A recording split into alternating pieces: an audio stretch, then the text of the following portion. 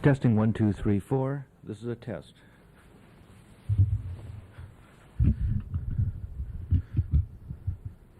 Testing 1, 2, 3, 4.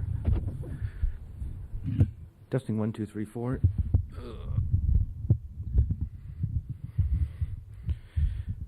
This is a test. 1, 2, 3, 4. Testing 1, 2, 3, 4. Testing 1, 2. Testing 1, 2, 3. Test. Testing 1, 2, 3, 4. This is a test. 1, 2, 3, 4.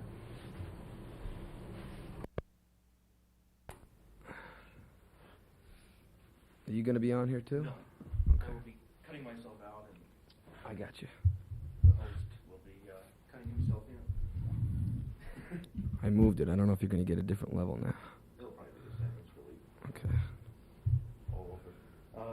We just went to a show. I remember the first time I saw you was at the Troubadour. It was kind of a very intimate setting. And last time was 2 weeks ago, and then today, 2 weeks ago in Los Angeles. I was wondering, well, how's going to keep that intimate feeling in a big hall? And of course, in a way, you don't have to, do you? Well, when you get that many people, they're not going to catch all the little things, like facial expressions and stuff like that. But we don't, on the other hand, we don't get a crowd of people who just go bananas from beginning to end. If I start to say something, the people that come to see us will listen. And you can talk to an audience no matter how many people there are, whether it be 10,000 or 20,000 people. I think we get a fairly intelligent audience. And you can retain some intimacy in a large hall. It depends on how you do it. I feel like I can. By sharing things. Yeah, I still fool around. You know, I'll mug, I'll crack a joke, I'll do stupid, crazy things. I don't act like a robot up there and figure, okay, this is a nameless, faceless audience. When I'm up there, half of me, I don't know whether it's half me, but part of me is out in that audience watching. So what I'm doing on stage is what I think I want to see sitting out in the audience. I've been to shows where I've seen groups just go on stage and they turn on the automatic pilot switch, they do their show, show's over, they come back, they do the one token encore, and then they leave. And everybody goes, yay, more, more. And there's a voice that comes over the PA. They have left the building. Which really, I think, stinks. You know, I like to play. I like what I do. As long as people want us to play, we'll keep playing until I run out of breath. But you really have fun. I mean, I can tell you just really have a ball up there.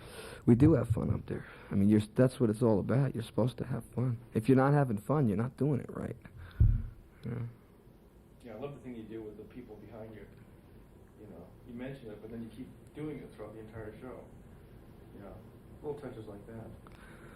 Well, I wonder about that. Was one of the reasons I had reservations about doing the full hall. You know, we do a big hall and we do it all the way around.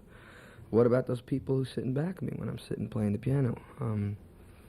They want to see what I look like too, and it's like the old thing of going after the sheep that's gone astray instead of taking care of the herd. I don't like to use that analogy as if an audience is sheep, but it does bother me that there are some people. I've been in situations sometimes where people in back of me will go, "We can't see you," and it really makes me feel lousy, and I feel bad. So I want to cover them. You know, I want them to get their money's worth.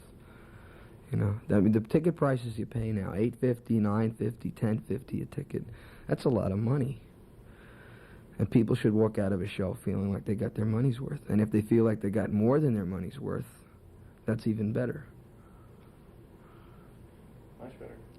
Much better. But it's really a fun show. And the band is great. Yeah. Especially the way is it Richie, the guy the one-man band? Multi-instrumentalist? Yeah. You guys play off of each other. Well, he started out, we got Richie and all he played was saxophone. But he could play some keyboards. So little by little I said, Richie, why don't you try playing this on this? And his main thing is the saxophone. You know, he really wants to just play the saxophone, but we got him to play all these other things. That frees you so you can run around the stage, too. Yeah. I've always wanted to. I've been on the road for 7 years, and for 7 years all I did was sit at the piano. And I always had this urge to get up and jump around. I always wanted to, but I never had the guts or the opportunity. It was like an old fantasy to be one of those guys who run around the stage. Yeah, to jump around and run around. And I had no idea what it was going to look like. I felt like once I get away from the piano, I'll probably look like Joe Cocker. I'll be spastic looking. But this tour, when we started rehearsals, they brought in this cordless microphone where you don't need a wire. And I guess all those years of thinking about it, you know, wanting to do it, accumulated. And once I got that cordless mic, I just started going crazy with it. I have a good time. Swinging across the amps. Sure, it's fun. I don't know how Mick Jagger does it for a whole show. I got to hand it to him. Yeah, well, he tries to keep in shape, I guess. That's what I heard. I heard he works out, you know, heavily before a tour. I didn't work out at all before this tour. I just sat around and ate, you know. It'll also make you physically fit in no time. Really. The other thing that was kind of neat is that it's really, in a way, it's a real New York show. I really feel like I'm in New York watching you play. And yet it comes, and it works here in Houston or any place, I guess. I mean, from the five snappers and I mean, the whole thing about it is real, the mugging and the little jazz stuff. Well, we feel New York. It's a way to retain your sense of identity. If you know, when you go from city to city to city, you lose track of where you are, and it's a way of remaining a sense of self-identity. I don't think we come across like New York chauvinistic, you know, New York arrogance. I don't like that. I know people who are from New York who think they're the greatest thing since God. Well, I'm from New York and I know everything. I like New York, but I don't think New York is better than any other place. I just like New York. And I figure I represent it. You know, I'm proud of it, but I don't come off like a chauvinist. Maybe it's more like a West Side Story feel, you know. Yeah, that's a good analogy. It's a romantic place to me. I mean, it's like what Disneyland was to people in Los Angeles, New York was to people who were from Long Island, which is where I grew up. It was a half an hour train ride, and you were in Disneyland. You were in New York City, you know. Yeah, it's one of the greatest feelings when I go back to visit my wife's parents. You know, they live in Bayside. And the first thing I do in the morning is get on the subway and I come out in the middle of all this nonsense. The other side is like Disneyland. Yeah, it's fascinating and wonderful and terrifying and scary, and it's all those things rolled into one. It's like, you know, the roller coaster and the horror show and the haunted house and great food. I mean, I have an apartment in Manhattan now. I still have a house in Long Island though, so I get, you know, both places. That's the only way to do it, I guess. Get the energy and get the little things that are happening on the street there. And then Well, the reason I have a house in Long Island is because if I get an idea to write a song at 3 o'clock in the morning in my apartment in New York City, there's no way I can bang on the piano at 3 o'clock because somebody goes, "Shut up, you make too much noise, you wake my children up." And you can't, well, I'm writing this song. I don't care what you do, I got to get some sleep. So I got the house so I can write songs in the middle of the night. You know, but I get most of my ideas from being in the city. yeah, let me ask you about 52nd Street, the new album. 52nd Street is where Columbia is, but isn't that the street where all the great little clubs used to be? Well, I just realized after I called it 52nd Street that that's where Columbia Records was, but that wasn't the reason for calling it that. A&R Studios, which is where we recorded the album. We also recorded The Stranger there. The entrance to it is on 52nd Street. It's a real sleazy entrance. And we were just about finished recording the basic tracks on the album, and I was thinking, what the hell am I going to call this thing? And it just made sense to call it 52nd Street because the songs really, it's not a concept album. The only thing the songs have in common is that they mostly came together through the studio experience, sort of like Abbey Road. And I said, you know, 52nd Street, why don't we call it 52nd Street? I asked Phil about it, and he said, well, 52nd Street has this history of being where all the great jazz clubs, Jack Teagarden, Charlie Parker, all the jazz greats, Gene Krupa, had places on 52nd Street. It used to be called Swing Street. Matter of fact, there's an album out called Swing Street, which is about all those clubs on 52nd Street. And I didn't know this at the time, but the way the album was taking shape with the jazz overtones and the improvisational, spontaneous feel of it just seemed like the right thing to call it. Yeah, that finally hit me the other day. I was looking at that and I was saying, because I remembered, of course I wasn't there then, but I always heard stories, you could just crawl from one place to another. Yeah. Until you wound up in the other river. Well, that's how the last track on the album, the song 52nd Street, was like a little joke. We were gonna bring up the ghosts of all the jazz greats. We were gonna sneak out of the studio at 3 or 4 o'clock in the morning and have a little jazz parade down 52nd Street. Bring a horn and a little glockenspiel and a harmonica and a guitar and just kind of bop down the street and sing and see if we could walk the length of the street without getting arrested for making noise. Yeah, you're sneaking a lot of jazz into your records there. There's a lot of, Well, I always liked jazz. Jazz that's too aesthetic, too progressive, abstract, I get lost with. I do like to use jazz instruments and jazz players when there's a solo. If there's a solo section of a song, I hate to use the token guitar solo. Okay, here's the solo. I mean, it's been done to death and it doesn't mean anything anymore. It's just tokenism. And if you're going to have a solo, why not use Freddie Hubbard, who plays a great trumpet?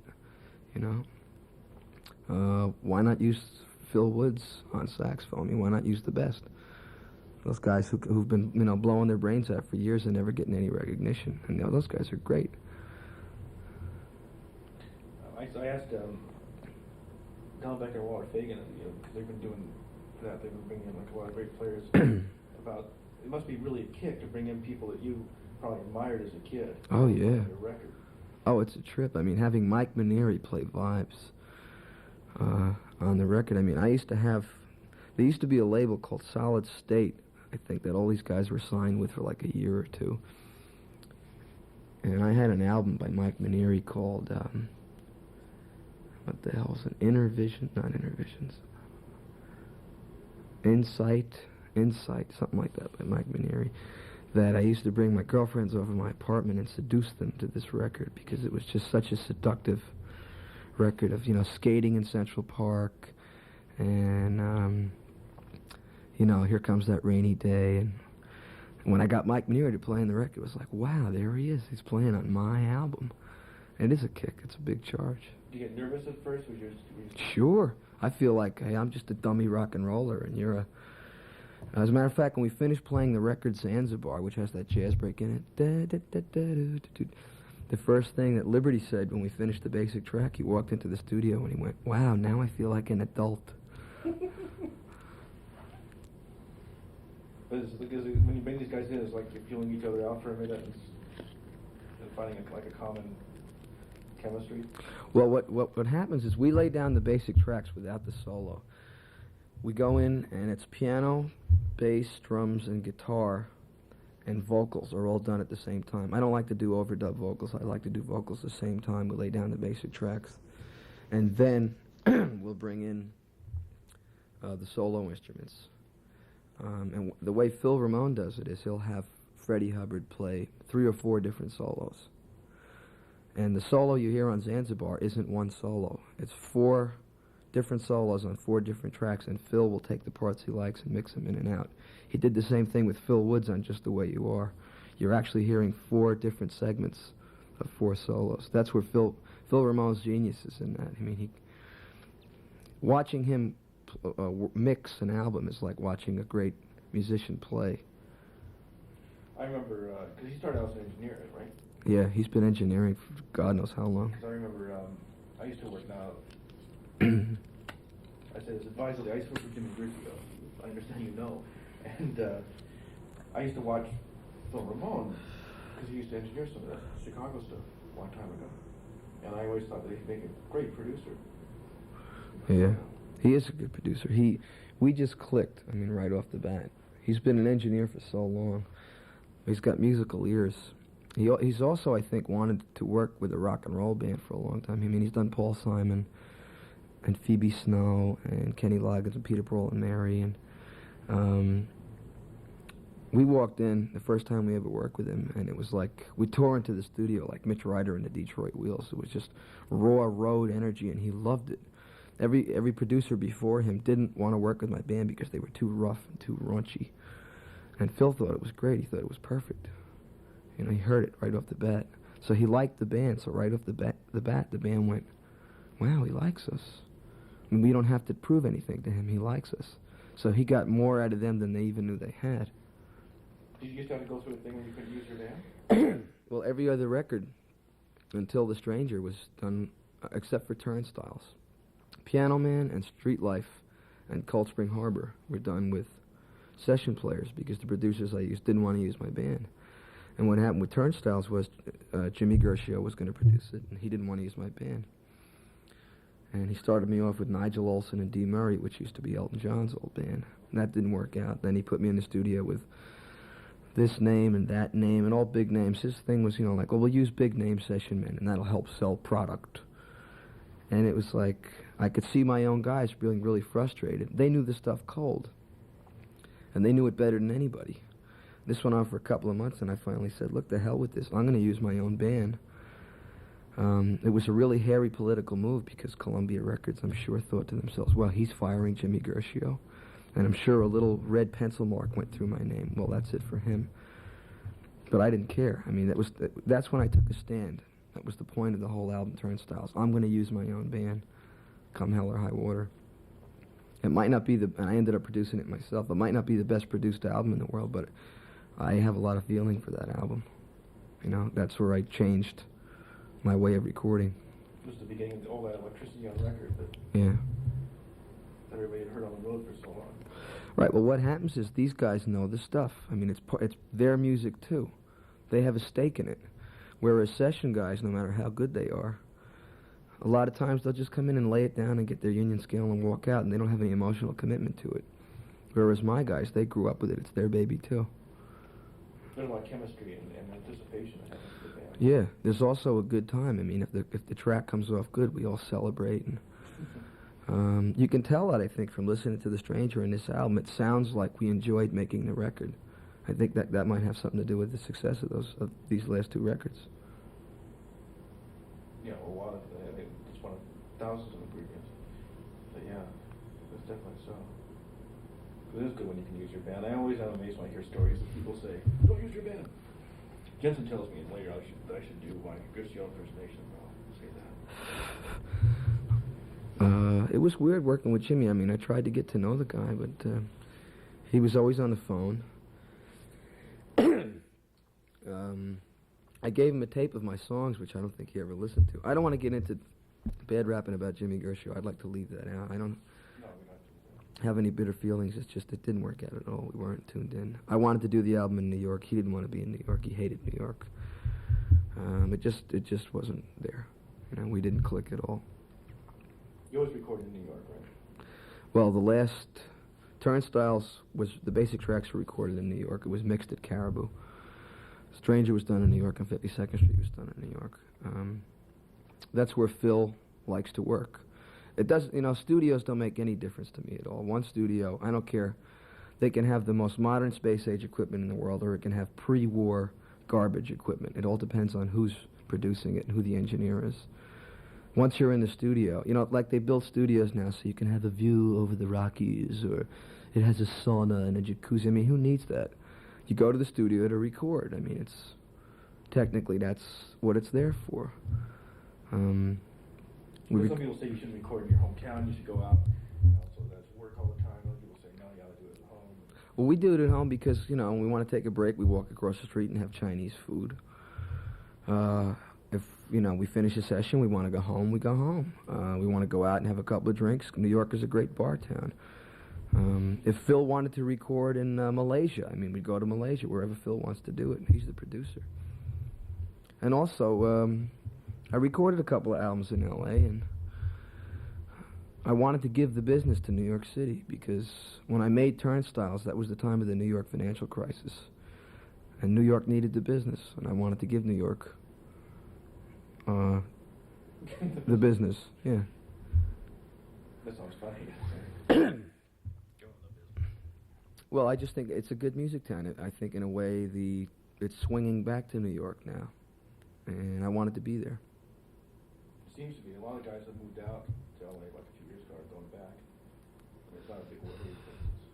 Well, I never wanted to leave New York in the first place. I only moved to LA to try to get my business contract straightened out, and I only intended to stay there long enough for me to get, the business straightened out, and then I was going to move back to New York. But I ended up, the weather was nice, and I rented a house for real cheap that had a great view, and I met a lot of nice people, and I got lulled by the California lifestyle. I like California. I don't like Hollywood. I don't like the factory. Mostly it's ex-New Yorkers. There's a lot of obnoxious ex-New Yorkers who hate New York, and all they do is everybody goes to everybody else's house and talks about the deal they're going to get with Metro and 20th Century, and hey, I met this one from the Eagles the other night, and wow, we really had a party, and blah, blah, blah, blah, blah. And they all hang out and make the star scene. And there's a lot of incest, Yeah, right. Parties, star trips, going to the Rainbow, hanging out, being seen. California geographically is beautiful. I love the Pacific. I like the mountains. Native Californians are some of the sweetest people I ever met. But the Hollywood Hills set just, all the cliches are true. As far as I was concerned, it just got to me. I felt like it was in a factory. Everything is referred to in terms of product and advance and the biz. And New York is not a one-industry town. New York has a lot of things going on, I lived there. I lived in L.A. for 3 years. One day I woke up and said, wait a minute, I got to get back to New York, It's really seductive. Do you think you were writing as well out there? Do you think you were playing as well? I was writing, I was probably influenced by California, I'm sure, by my environment. I write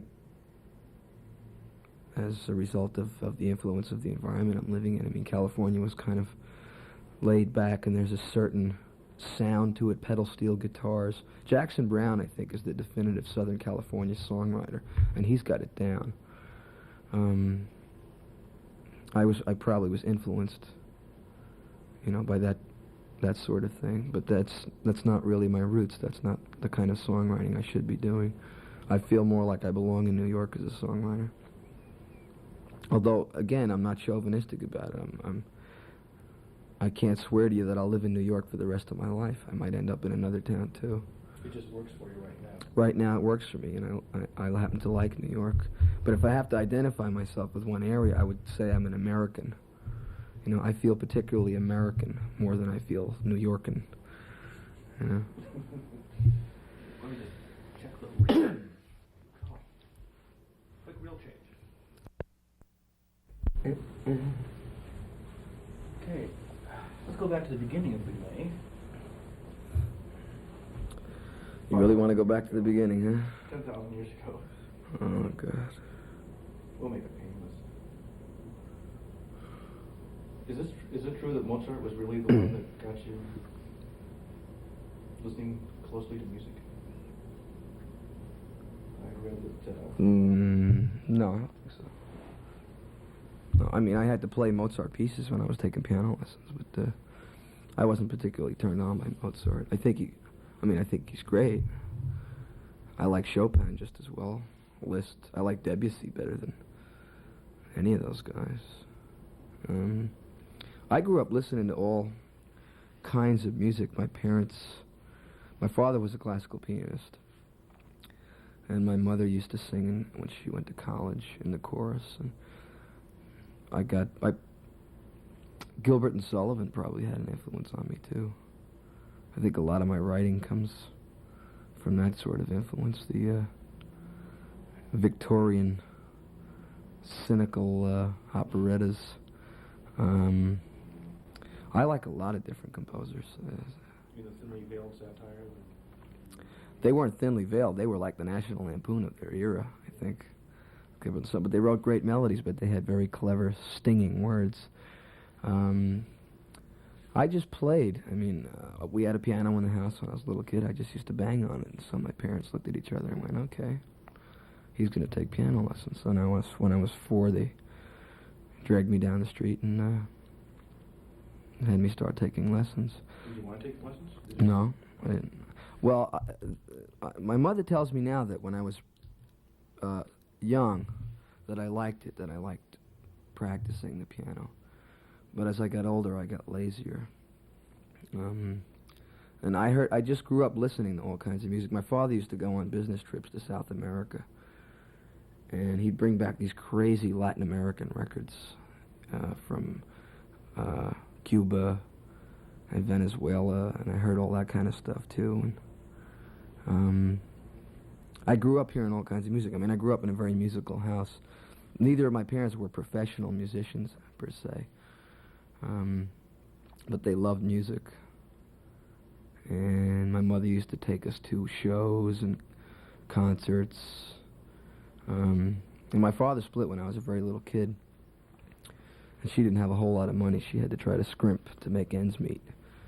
I don't know how she did it, but somehow or another she managed to, get enough money so she could take us to see a show or a concert or something like that. So music was always a big part of, growing up. Was it always going to be your profession, or? I just did it because it was something to do. It's like some kids go to Little League. Yeah. That's what I did. I took piano lessons. I think by the time I got to be about 10 or 11, I wasn't into it. I hated practicing. I hated having to sit down and read the notes. I get lazy. So I started making up my own stuff. When it was time for me to practice, my mother would be in the other room and say that week I had a Beethoven piece. Instead of reading the Beethoven piece, I used to make it up. But my mother knew Beethoven's style, so if I was going to write, I had to write in the style of Beethoven, And she'd be listening, and she'd be saying, "Wow, you're learning that one really quick." I'd go, "Yeah, well, this is a pretty easy one." And then the next day, I wouldn't remember what I played the day before, so I'd make up something else. And she'd go, "What's that? That's not what you played yesterday." So, "Oh, that's the second movement."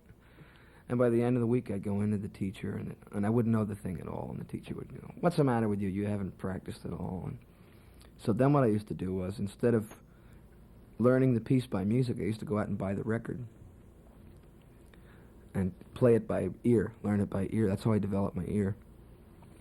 So if I had to learn the Beethoven Sonata in F sharp, Opus 35, I'd go out and buy the record. Now, if Van Cliburn played it, I learned it in the Van Cliburn technique. If Vladimir Horowitz played it, I learned it that way. So I have a real mongrel style of playing it at this date. That's about the time I started getting into jazz, too. I was going to ask you if you started improvising around that. Jazz was like, old rock and roll, like never really interested me because musically there was no challenge to it at all. There were like 3 or 4 different progressions, and that's what all the old rock and roll songs were. And I got turned on to jazz, I think, about when Dave Brubeck started coming out with his crazy things, Take 5, the Time Out album. And that just totally turned my head around. I said, this is great, whatever this is. And from there I got into Oscar Peterson and Art Tatum and Bill Evans and jazz improvisation, and I started doing that on my own. I enjoyed playing that more than, learning a formal classical piece. A lot of people told me it's really, the first time that they improvised on instruments, it was really kind of scary. A lot of it has to do with ear. You have to have it. I don't like to use the word talent, but you have to have a feeling for it. I have what I call lucky fingers. Sometimes I don't know what the hell I'm doing. I can't theoretically tell you why I use this particular progression. My hands just naturally seem to pick the right note. That's why I call them lucky fingers. Is that like a Keith Jarrett thing? Or just... Maybe so. I somehow managed to hit the right note, and I don't know what I'm doing. But I don't want to know, Just coast along an automatic pilot. Yeah. And go wherever it takes you. Right. Did you start forming bands around this time? You were in high school or junior high? No. I didn't get into a rock and roll band until I was about 14. Excuse me. You're going to probably have to edit out all these because I do that a lot, especially after a show. I started getting into rock and roll, liking rock and roll about the time of the Phil Spector records. I always liked Phil Spector records, the Ronettes, the Righteous Brothers, because they were like Wagnerian. They sounded like stereo before there was stereo. I also, when you grow up in Long Island or in New York, there was a lot of great black stations. White AM radio, a lot of times they would just be really lousy records. But black AM radio, for some reason, there was never a bad record. They always had great records, no matter who was on the top 20 on the black stations. It was James Brown, Sam and Dave, Otis Redding, Wilson Pickett, Eddie Floyd, just incredible music. I got turned on to rhythm and blues. Matter of fact, the first rock and roll show I ever went to see, I was 14. I went to see James Brown at the Apollo Theater with a couple of friends. And we were like the only white kids in the place, and I thought it was the most amazing thing I'd ever seen since, going to Coney Island. I mean, this was incredible. And I just got turned on to a rock and roll concert. It wasn't thought of as, I didn't think of it as soul music or rhythm and blues. To me, that was crazy rock and roll music. And I think that was about the year the Beatles came out. And every block formed a band, and everybody was playing guitar. I didn't play the guitar, I played the piano. So there was a band formed already called the Lost Souls, and they asked me to join, and that's when I joined the band. Was this the band that eventually became the Hassles? No, the Lost Souls were like, I grew up in Hicksville, Long Island, which is, about Levittown? You know what Levittown is? It's like Xerox tract housing. The Lost Souls were together for about 2 or 3 years, and we started playing in the bigger clubs, and there was a group on Long Island that was pretty popular called the Hassles. This was around the time of the Rascals, the Vagrants. Remember the Vagrants? You know who they were? Leslie West Mountain was in the Vagrants. There was a group called the Pigeons that became the Vanilla Fudge. And the Hassles was one of those groups. And they saw me in this group, the Lost Souls, and they asked me if I wanted to join. And I really felt bad about leaving the old band, so I said, look, I'll tell you what, if you take the bass player, I'll join the Hassles. So that's how I got into the Hassles. And I played Hammond organ. I didn't play piano, I played Hammond B3 organ. I was probably one of the few people. I actually bought the Hassles album. I was living in Seattle. I think it was 1968. I think it was the name probably. The liner notes. Some of the liner notes were really funny for some reason. Oh, that was the era of liner notes. You had to have liner notes. Hype, hype, hype, hype, hype. Here comes the Long Island sound. Yeah, really. Yeah, Blue-Eyed Soul. I mean, we weren't that good, but it was fun at the time. That's Rick. Living your life. Well, anyway, I'm all settled. I don't know anybody, anything now. Terrific. Not bad. Congratulations. Thank you. Were you like a kind of a greaser in high school? Yeah. One gets that impression. Yeah. We didn't call ourselves greasers, though. I mean, that's what the other kids call us. What do you call yourselves? We didn't really have a name for it. Just regular guys? We thought we were cool. Some people called us punks.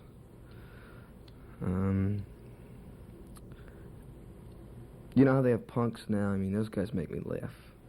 They call themselves punks. If you're a punk, you don't call yourself a punk. Other people call you a punk. We wore, tight chino pants and tab collar shirts and pointy boots or leather jackets. We had motorcycles and had gang fights and all that stuff. It wasn't like the 50s. I mean, this was the 60s. Our older brothers, they were the real hoods. We were more like diddy boppers. Diddy boppers are the guys who talk about fighting more than they fight. Diddy boppers were like the lovers, real smooth lovers.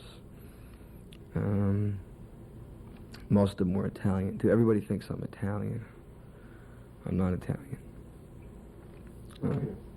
Well, the name, my real name is Joel. William Martin Joel. That's my real name. The name, I just found this out recently. My mother's family is English. My father's family is German. But, and their name is Joel. Now, they used to live in Alsace-Lorraine. If you know anything about history, Alsace-Lorraine is between France and Germany. And every time the Germans and the French had a war, the Germans took Alsace-Lorraine, and the French took Alsace-Lorraine, and it got passed back and forth. So my father's family got tired of being French and German and French and German, so they finally moved to Germany. And the name is actually French. It's Joël. If I wanted to, I could put 2 dots over the E, you know. But the Italian thing just comes from the neighborhood I grew up in. If you grow up in a particular neighborhood, an Italian neighborhood, you're an Italian by assimilation. All the guys I hung out with were like from Sicilian stock, you know.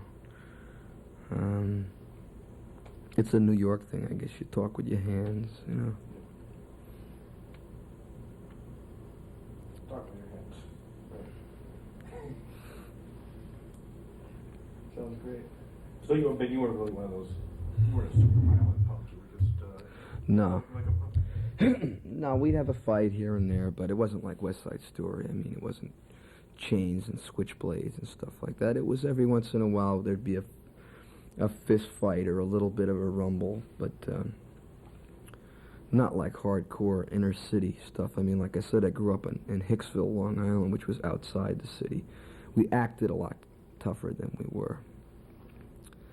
Kind of reenacted the newsreels you've seen elsewhere. Reenacting newsreels you've seen elsewhere in the country. Well, we were trying to emulate, I guess, our older brothers who were really the tough guys, but it was passé already. I kind of straddled.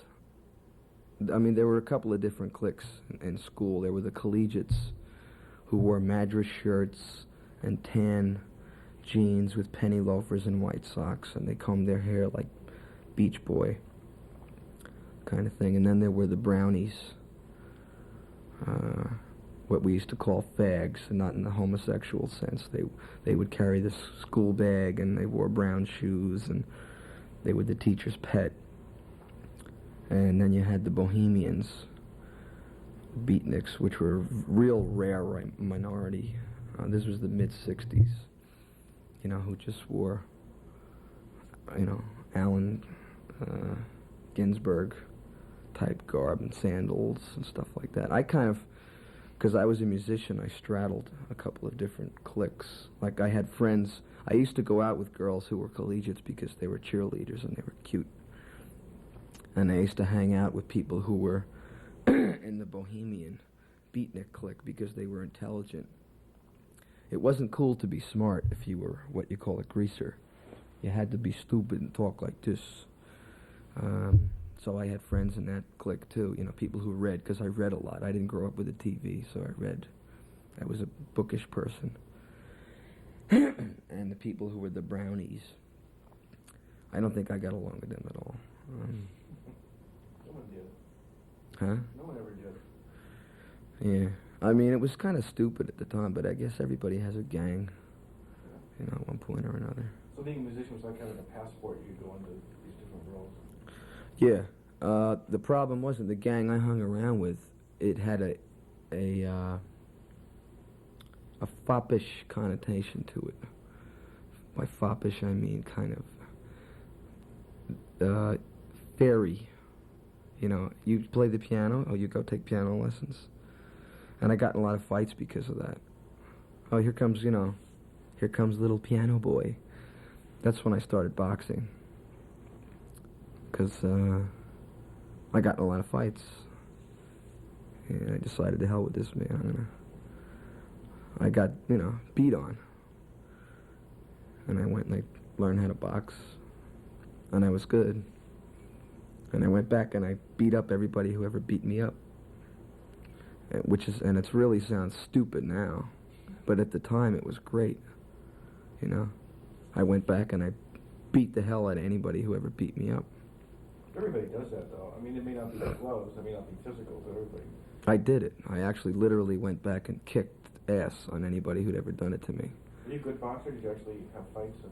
Yeah, I had about 22 fights. This was amateur. This wasn't even Golden Gloves. This was Police Boys Club, which is about as close to, a Golden Glove situation as you can get.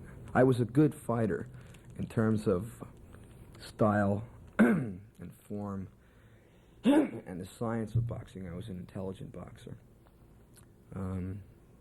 I had, good footwork. I was fast. I had good combinations. I had a very good defense. I got my nose broken once. As you can see, I used to have a real pug nose. And I lost about 2 or 3 fights. The last fight I had when I was boxing, I realized how futile it was to be a great boxer, because I fought a guy who had a head shaped like a bullet. And I think his head was made out of rubber or something. He had no style, he had no defense, he had no footwork. He was a terrible boxer. And I was punching him all over the place. For every one punch he threw, I hit him 10 times. But he didn't know it. It didn't register. He had no nerves in his head or something. I hit him with everything I had. I was dancing all around him. I was looking great. But he just wouldn't go down. He just kept coming. And I realized if this guy ever really lands a solid punch on me, he's going to kill me. So towards the end of, I think it was like the 6th or 7th round, he hit me, and I got the feeling, he didn't really hit me hard. It was kind of a glancing blow, but I knew if he ever really landed a solid one, that's it. He'd tear my head off. So I laid down, and I didn't get up. I said, that's it. If he doesn't know that I'm a better boxer than him, I'm not going to argue with him anymore. And also the funny thing is that you can't go out and get into a street fight and say, okay, let's box. Because the guy's going to pick up a bottle, or he's going to stick his foot in your crotch. I mean, boxing really doesn't help you in that situation. And I kind of got over that. That was just a crazy part of my youth. Weren't you also a rock critic for a minute? Well, I used to write for underground magazines in New York City. Part of it was doing rock criticism.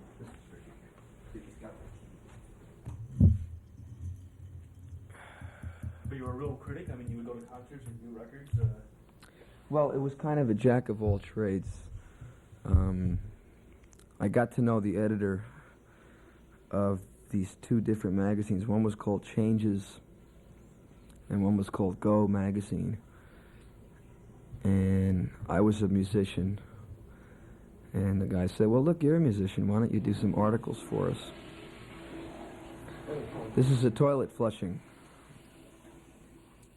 You get that on tape? Yeah. One other thing. When can I...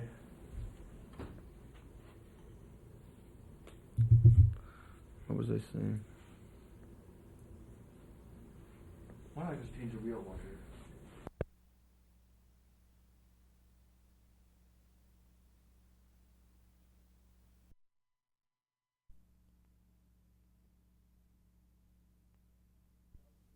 Were you already established as a musician in New York at the time you started doing these bits of rock?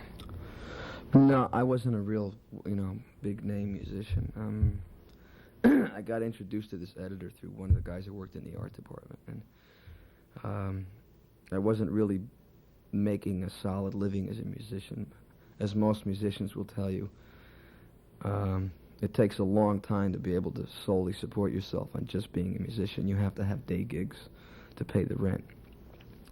And I'd been working, I worked in an inking factory, I worked on an oyster boat, I painted houses, I pumped gas, I did all kinds of crazy jobs. And this guy said, look, every article you give us, we'll give you $25. So I figured, hey, $25 a pop, great.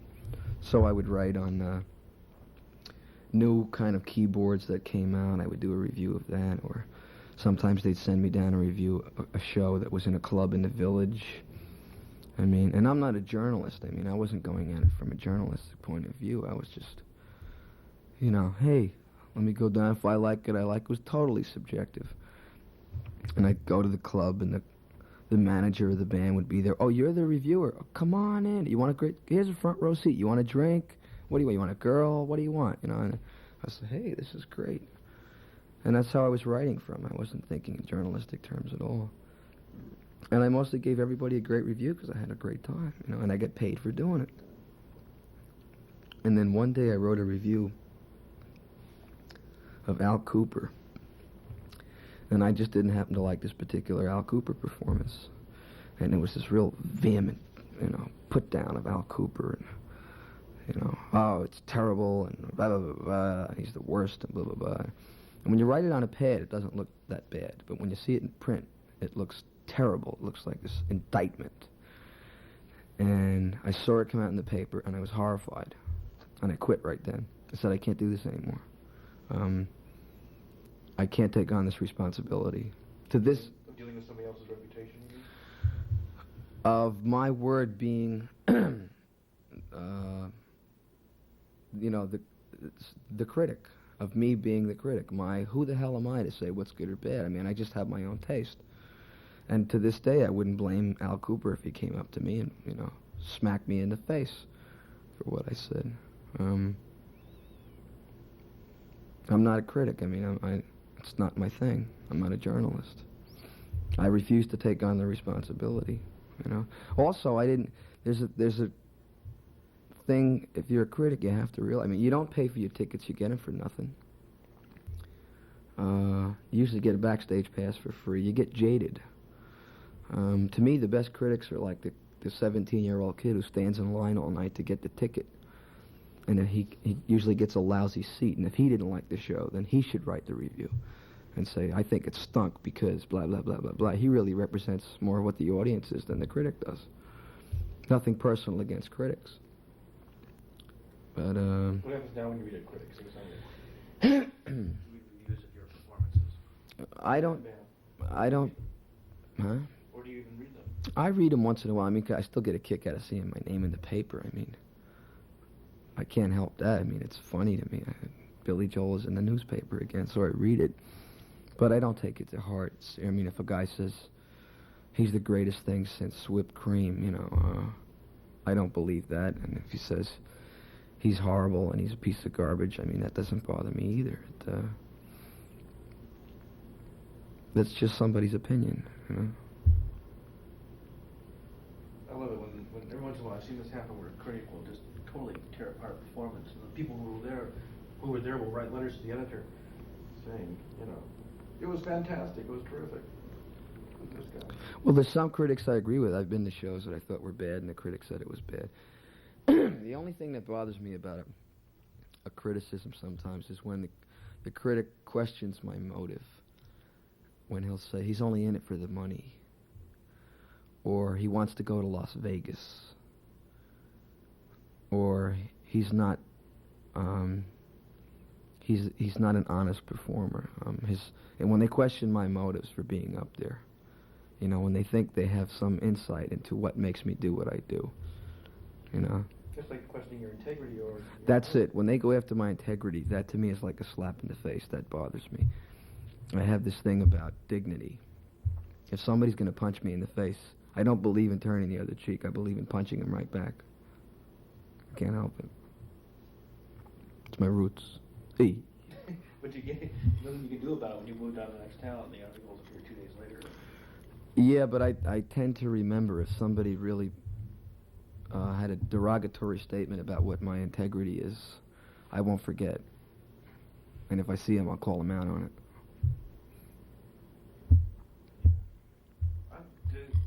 Do motives count anyway? Does it matter? If the performance is good, the record is good, if the sign is great, does it matter? It matters to me that a lot of people take for granted that, see, I get lumped in because I'm in the rock and roll business, that I'm, like all the other guys who do what I do. Now, there's a lot of guys who do what I do solely for the money. They just want the money. That's all they care about. They don't care about the art. They don't care about the music. They don't give a damn about the audience. They just want money. There's some guys who just want fame and stardom, or drugs, or whatever it is. I do what I do because, to me, it's a craft. I mean, it might sound idealistic, and a lot of people might not even believe it, but I have this commitment to my music. I don't make records to sell, to make a lot of money. I'm not a capitalist. My wife is a capitalist. That's why she's my manager. I have a socialistic streak, which is self-destructive in this business because you can't, keep it together. You can't go out and do tours if you're going to give all your money away or not pay attention to business. But I'm not a businessman. But my motive isn't to make money, and a lot of people assume that it is. My motive isn't to be a rock star. I'm not going to fight it. I mean, it's fun. But I know people who are rock stars, and that's all they are. They're just rock stars. They're not musicians. They're not artists. They have no talent. They happen to have a freak hit record, or they wore a particular kind of makeup that got them a lot of attention, or they got some kind of shtick, or they got a big hype behind them. Or they go and do the talk shows and do a lot of promotion, and they're a star. I mean, so what the hell is that? Technically, what is a star? It's a large ball of gas. You don't have to have any substance to be a star. I don't put any faith in stardom. The music business is very fickle. It blows hot and cold. I may be hot right now, but if I don't have a string of, top 10 records, I will have I'll get cold. But that, I don't really give a damn. I'm going to do this for the rest of my life, whether I have hit records or not. I don't trust in hit records. I don't base my career on having hit records and making a lot of money. Were you skeptical of them at first?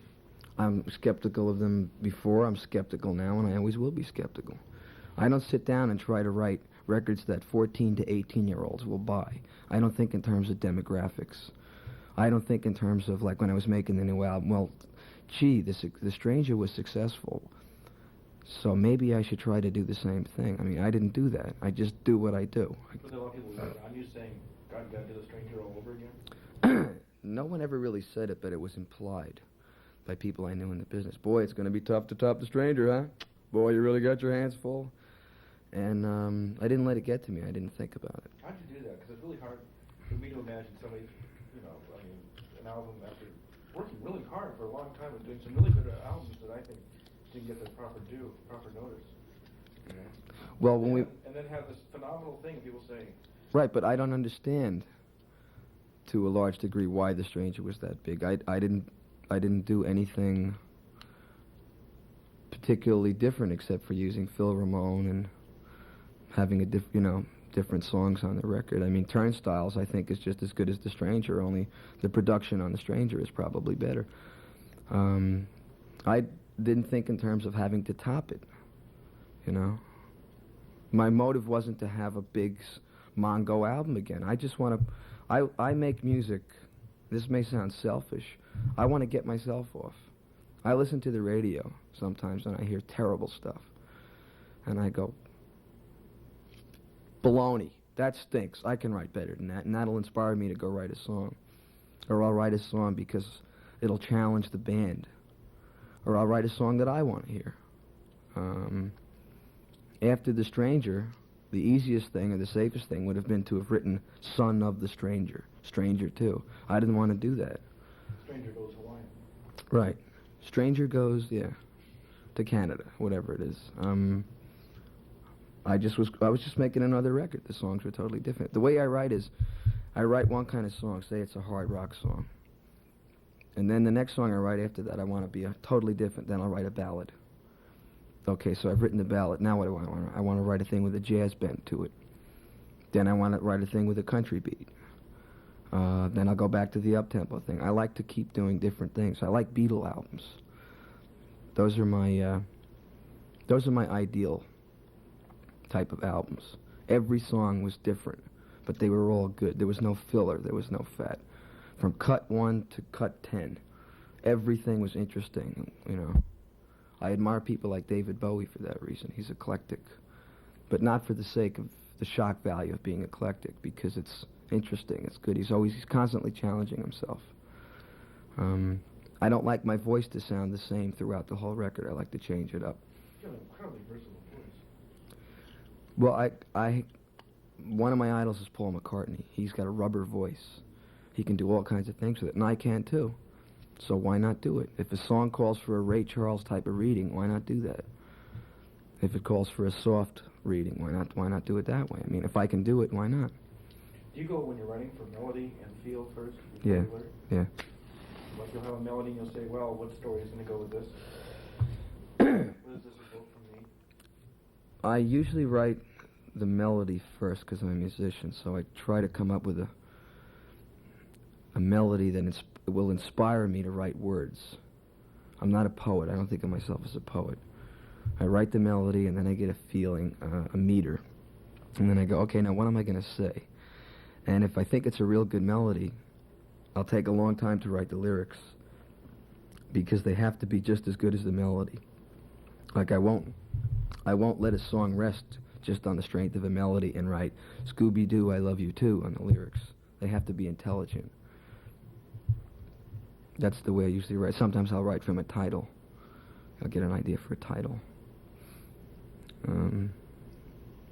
So I don't know what I'm doing when I'm writing. I can't analyze it. I've tried to. You know, I'll finish a song and I'll go, now how did I do that? And I don't remember. I'm in this weird state. It's some form of schizophrenia. It's the same thing when I'm on stage, when I'm performing. I'm in this whole other... I mean, I'm up on stage and I'm this humongo rock star guy, you know? And if I ever sat down and started thinking, analyzing while I'm on stage, what the hell is going on here? What are these people paid money to come see me and they're all applauding me? I'd lose it. I mean, I'd fall apart. I'd go to pieces. So I have to maintain this attitude on stage. Okay, this is what I'm doing. And then when I get off stage, people go, wow, that was great when you did that. And I said, when I did what? I don't remember. You know? It's schizophrenia. Whole loss of self happening. Well, it's a part of self that comes out, you know. I mean, I think everybody has a tendency to be schizophrenic. You know, it depends on how you utilize it. We all have multiple personalities. I mean, we're all different people at different times. Right, right. And if you can put them to use, it's good. It's constructive. If you let them get out of hand and they become bad, that's when it becomes psychotic. You know, the guy who can work in the post office during the day and then at night go out and rape people. That's bad, you know. The regular guy I like to think I am, the guy who just hangs around as a normal person and then goes up on stage and plays music, that's schizophrenia, but it's healthy. I'm lucky, you know. Oh, yeah. I have an outlet for my expressionistic compulsions. Yeah, it's very nice if people cheer you while you do it and you get paid for it. Yeah. It's a great gig. Yeah. I mean, what a gig. And I never lose sight of that, and I hope I never do. Getting back to what you were saying about the stranger for a minute, and what happened after that, I mean, the feeling that you think of the stranger thing as almost an aberration, like it's happening to somebody else. Or that, does it ever feel like an impediment? Yeah. I find people reacting to me differently, as if I'm some kind of god or something. I get embarrassed sometimes by it, because Robert Klein does this routine. Robert Klein, the comedian, has this routine about, you know, Kiss have 1 million groupies. But Jonas Salk, who invented the polio vaccine, probably couldn't pick somebody up in a singles bar. You know, so you have to put it all into perspective. What is fame?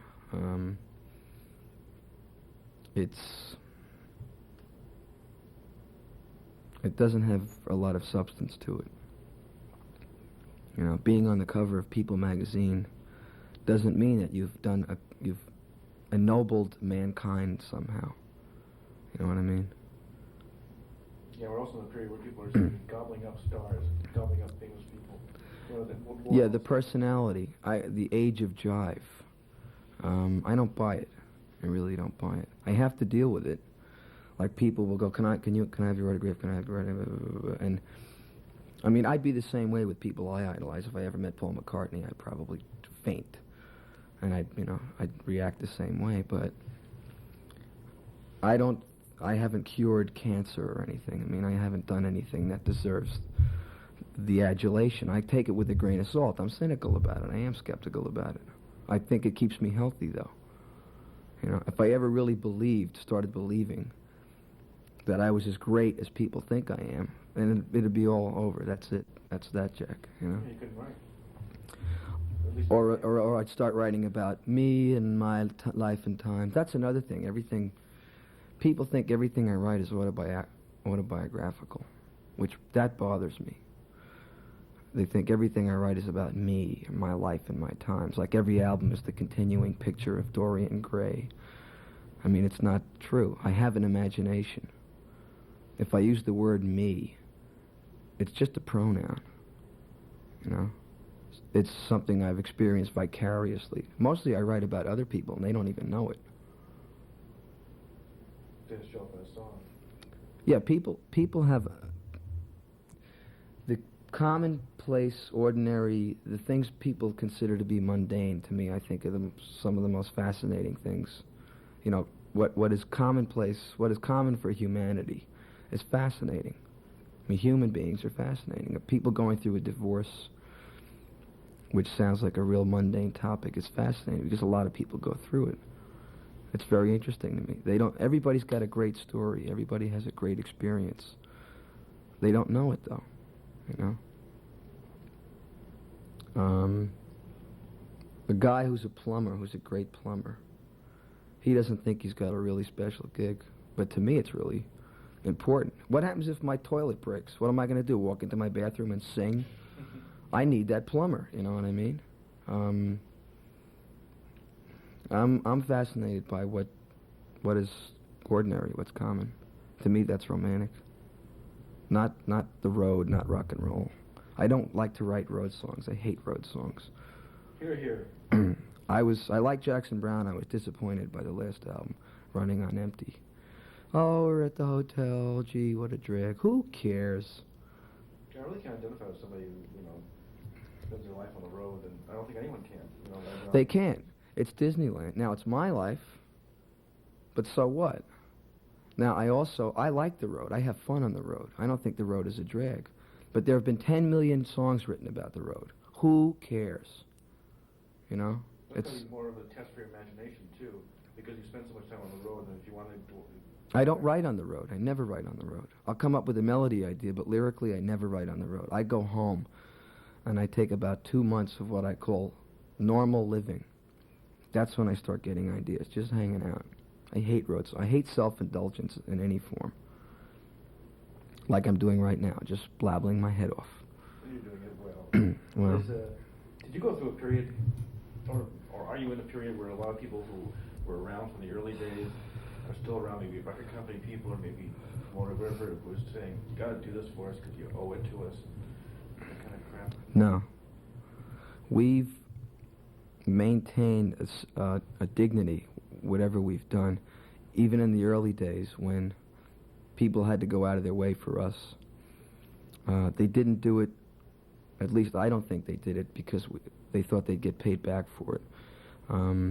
We have a really good road crew.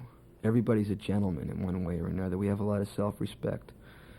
And I like to think that the people who have worked for us or have done things for us did it out of a sense of satisfaction, like they were proud to be part of it. So now when we see a promoter who's promoting us in a big hall, or a guy who worked at a record company from the beginning days, he's proud that he was part of it.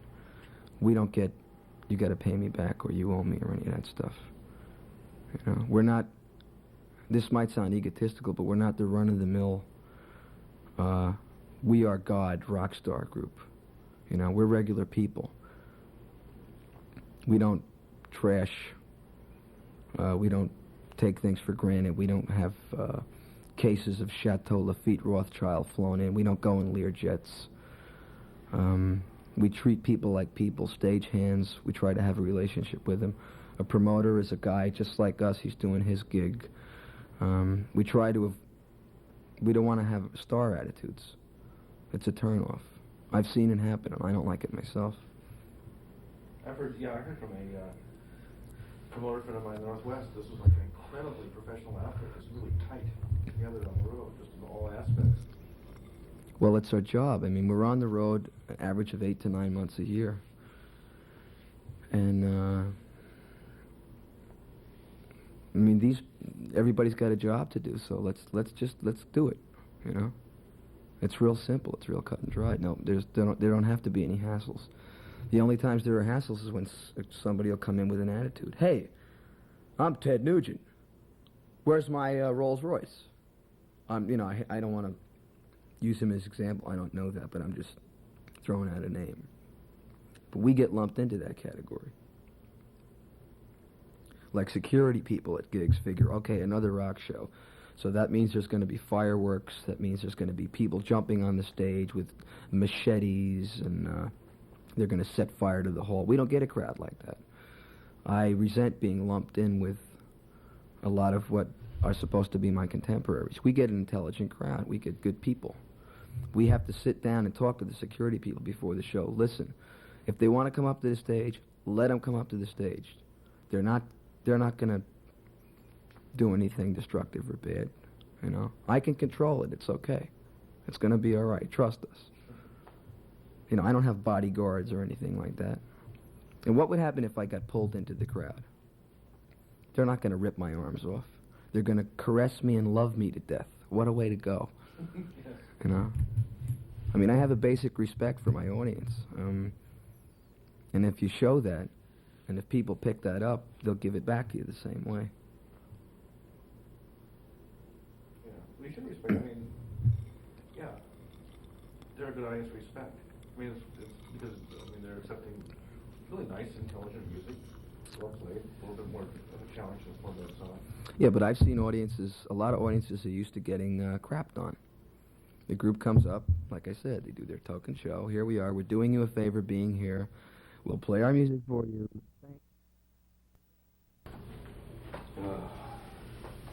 At what point did you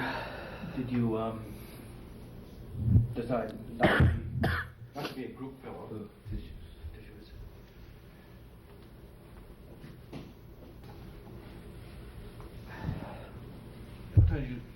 When did you decide that being in a group wasn't what you wanted to do, and that you wanted to really do it on your own? After Atwater and all that. Well, I really didn't. It wasn't a matter of wanting to do it on my own. I wanted to be a songwriter. I didn't even want to be a performer or a recording artist. I'd written some songs which I wanted other people to do. And you had a little bit of luck with that, too, didn't you? What's that? Did a couple people record? In the last few years, but not when I started out. The advice I got from people in the music business was, well, if you want to get your songs heard, you should make a record. You know, put your songs down on record, and that way people will get to hear your material rather than going from publishing company to publishing company with a tape. Best way to do is just, you know, get a record deal, make a record, and lay your songs out. So that's what I did. And I signed a recording contract and made an album of songs. Then, once the album was finished, the advice was, well, now that you got this album, best thing to do is go out on the road and play and get people to hear you, and they'll start playing your record. And one thing, The rest will be easy. yeah, I mean, one thing led to another, and now it's Billy Joel, which is ironic. I mean, it's still kind of a joke to me, because I didn't start doing this phase of my career to be a rock and roll star. I did it to become a songwriter. And the funny thing is that now I'm asked by a lot of well-known artists to write songs for them. But I don't have time, because I'm on the road 8 or 9 months a year, and when I'm off, I only have just enough time to write my own album and record it. You know what I mean? All this It's is an funny. accident? It's an accident, yeah. It's a kind of divine joke. I'm not fighting it. I mean, I like what I do. I like performing. I didn't start out that way. I've been on the road 7 years now as what, quote, singer-songwriter. Which I hate that particular connotation because it sounds like,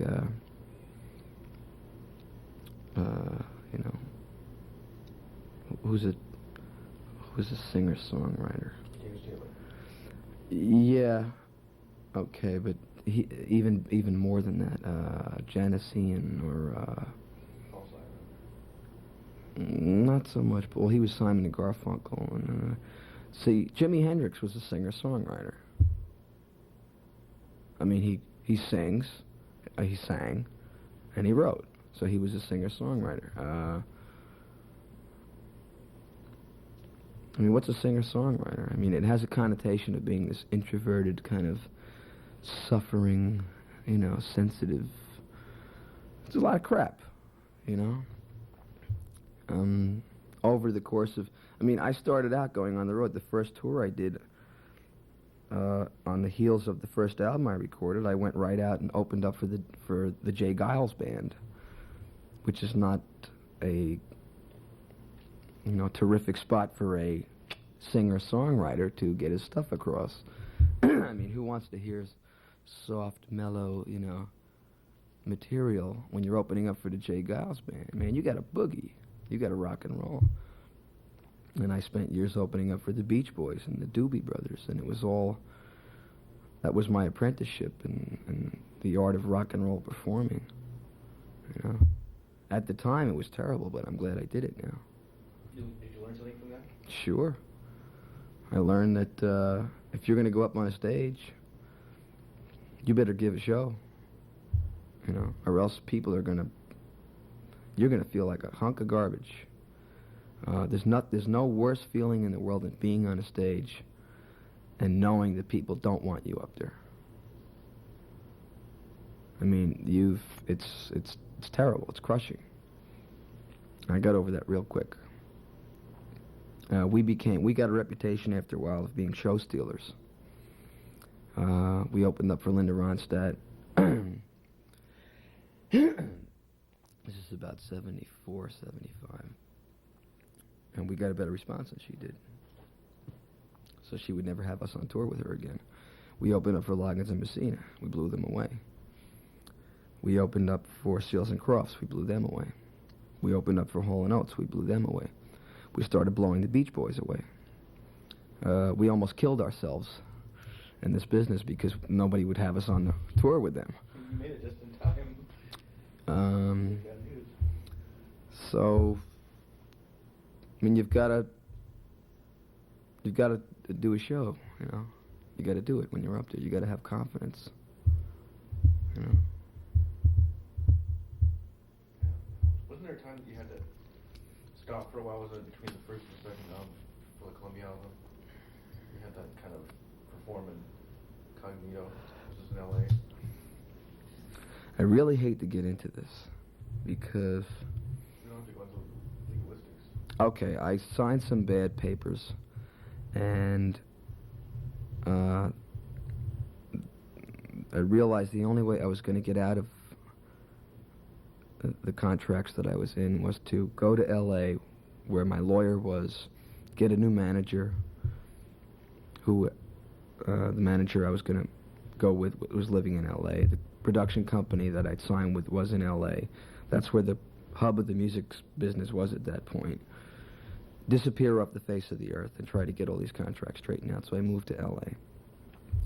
And I didn't want the people I was signed to know where I was or what I was doing. I didn't want them to make any money off of me. And I had to pay the rent. So I got a job playing in a piano bar under a pseudonym. I used my middle name. I was Bill Martin. And I got a job playing cocktail piano in a piano bar. I only did that for like 6 months. I think a lot of people think I was the piano man all my life. I only did that for 6 months. Rent money. It was rent money, right? That was all it was. I took on this whole alter identity.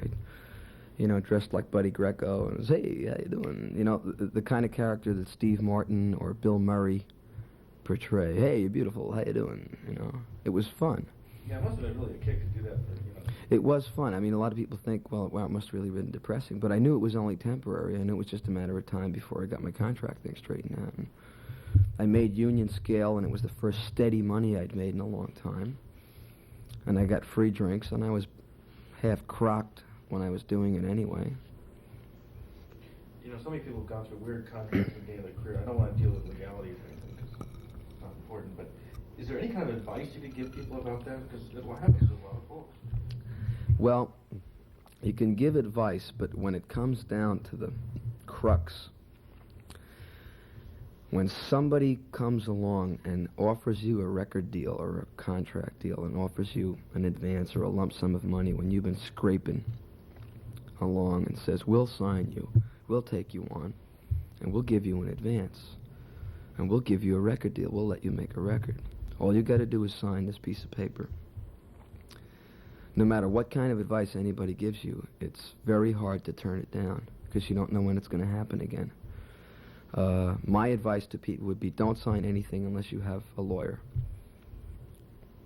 Managers don't mean nothing. It takes you a long time. It takes the right kind of chemistry to find a manager you can trust. I'm not saying managers in general are distrustworthy, but sometimes it doesn't match. The best manager I ever had is the one I have now. It happens to be my wife. Because I trust her. I have to. I'm married to her. You should have a lawyer. I was 21, which means you're old enough to be legal, and you're young enough to be a real jerk. I didn't know what I was signing. Like I said, money wasn't my motivation. I'm not a businessman. I signed away everything. I signed away my publishing. I signed away most of my record royalties. And I locked myself up for 7 years. And I'm not hanging myself on a cross. It happens to a lot of people. It's my own fault. I got out of it. It took me till about the time we did The Stranger to get it all straightened out. Now I own all my own music. I'm not bitter about it. I guess if you feel you're going to be around for a long time, 7 years is not a big chunk out of your life in a way. The problem with it is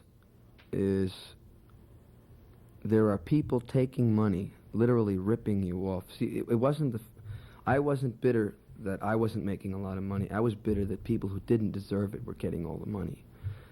Now, I went out with a band, and they couldn't make any money. I had a road crew that was working very hard. They weren't making any money.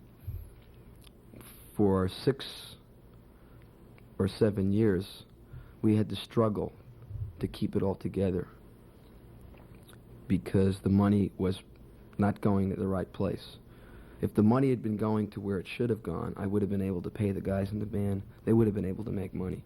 I would have been able to pay my sound guy, my light guy, the guys in the road crew who really bust their chops. The people who really deserve the money. That's what I got mad about. That's the thing that bugged me the most. Trying to keep a band together because it's a capitalistic society, and that's what makes, the wheels run. Money greases the wheels. Not for me. I don't really give a damn. It's easy for me to say because I got money coming in. Financially, I'm okay. I'm not a millionaire, but I'm comfortable. But I don't care. I don't know. I don't want to know about it. I'm a closet Marxist anyway, so. But that's where the problems come in, when you try to keep your road thing together. I've always depended on the road. I never depended on records. I never depended on the fame thing or the personality thing. It was the road. I always go back to the road. The next album I could put out could be a total bomb. But I can go out and I can do a great road tour. That's what it all comes down to. You're not going to be one of those guys that only plays, suddenly reverts to only playing 10 days a year? No. During that period, though, it really sounds like a fucked period. Do you ever feel like just saying, I'm not going to write, I'm not going to perform for a while, and I'm just, No. I had good people working with me. The guy Brian, the guy who does our sound, has been with me from day one. He started out as an amp schlepper, the guy who drags the equipment on the stage, and now he does our sound, and I think he's one of the best sound men in the business. The guy who does our lights, Steve, I think he's the best light man in the business. Doug Stegmeyer, who plays the bass, he's been with me almost 5 years now. I think he's one of the best bass players around. I wanted them to get paid. I wanted them to get compensated. They deserve it. There were points where I got depressed, and I said, "What the hell? You know, what's going on? How can I get out of this? I mean, what can I do about this?" But I never thought about hanging it up, ever. You know, I knew we had the goods. I knew we could do it. If we were given the opportunity, and if we had the financial return that we could put into a production, that we could be real good. I'm sure having a couple tastes along the way with the Piano Man and the Tina really kept that going too, didn't it? No. No. No. Even when Piano Man was a hit, we were booked horribly. The way the agency that I was... I meant Your Desire going. No. Like I said, records are secondary to me. I don't go on the road to promote albums.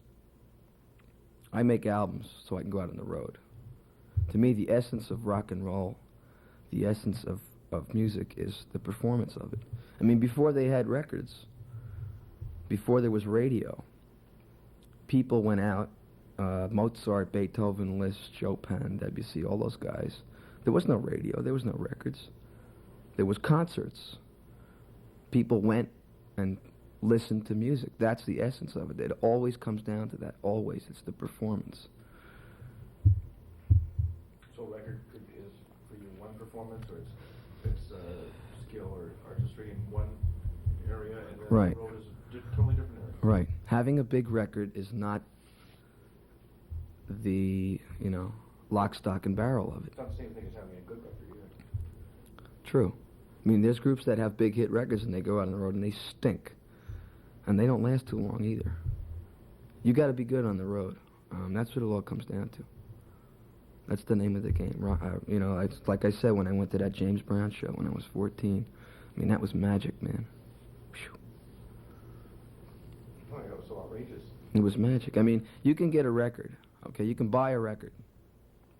Now, I make a record, right? And I have only so much control over the sound of the record. And it's mixed. Now, somebody buys it and they go home and they play it on their stereo at home. And maybe they play it on a lousy system and they play it at volume 2.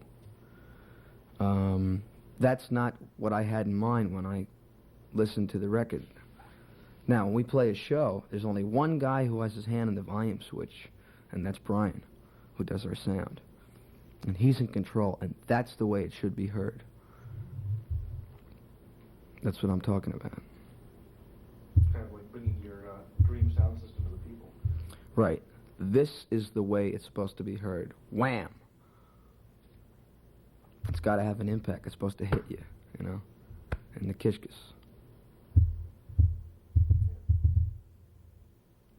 seems to work that way. Well, that's the name of the game. You mentioned the people. There are people that you know that you put into your songs or experiences that happen to people you know. Do they ever recognize it? Sure. We get like weird calls in the middle of the night. Oh, yeah. I was just going to say that. I've gotten calls from old friends in the middle of the night. Was that about me? Was that about me? And there's a few songs here and there that are based on one person in particular, but a lot of songs are composites. When I talk about one character, it's not always cut and dried one particular person. It's based maybe on one person, but it's also a whole lot of other people who've had the same experience. When I write a love song about a woman, I suppose most people assume that it's about my wife. I love my wife, but she represents women to me. And when I write a love song, it's not just for my wife. It's about a lot of women in general.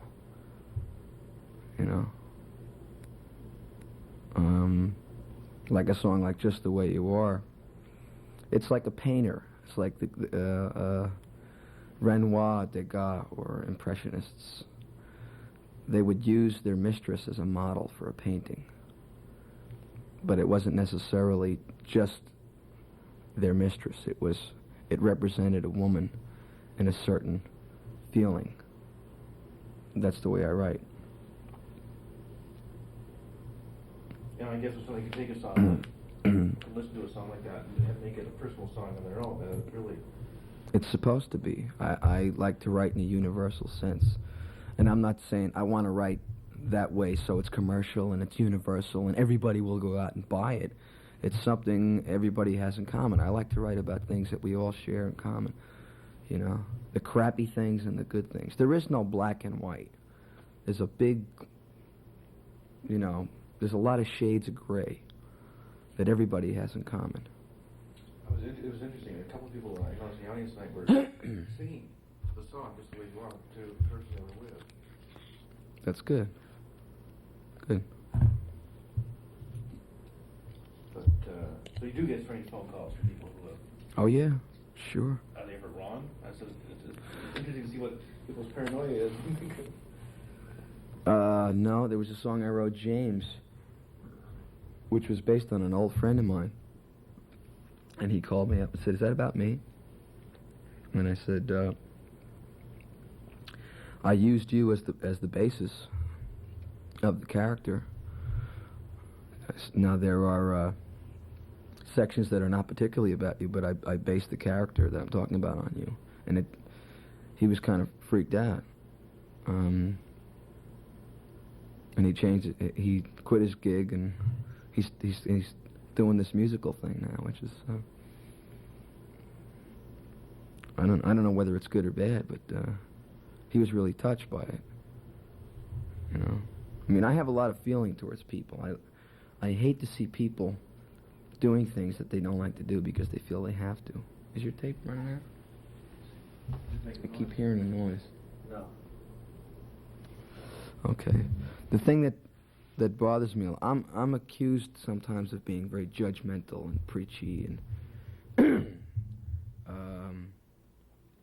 harsh.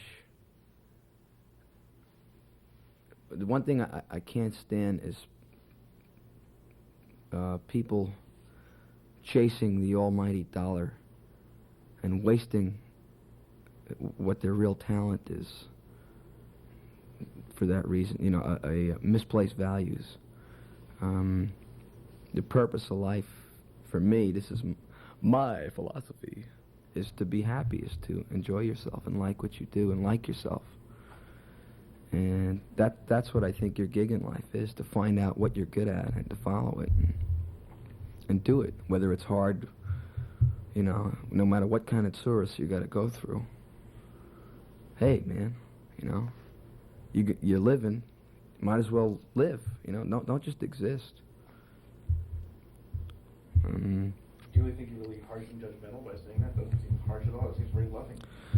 Well, but the way I put it, and if it has to fit into a song form, which is 3 to 5 minutes, and I can't write a, you know, treatise like Nietzsche or Schopenhauer, I can't go on and on. I have to capsulize it and try to get a point across. Sometimes instead of giving someone a massage, you have to give them a smack in the face. Sometimes that's the only way to get a point across. But if I'm judgmental, it's I'll let it go because I put myself through it. If I'm going to come down on something, it's because I've been through it myself. Yeah, my life seems like that. You know, don't step on my loose way too. That's a theme I keep going back to, my life.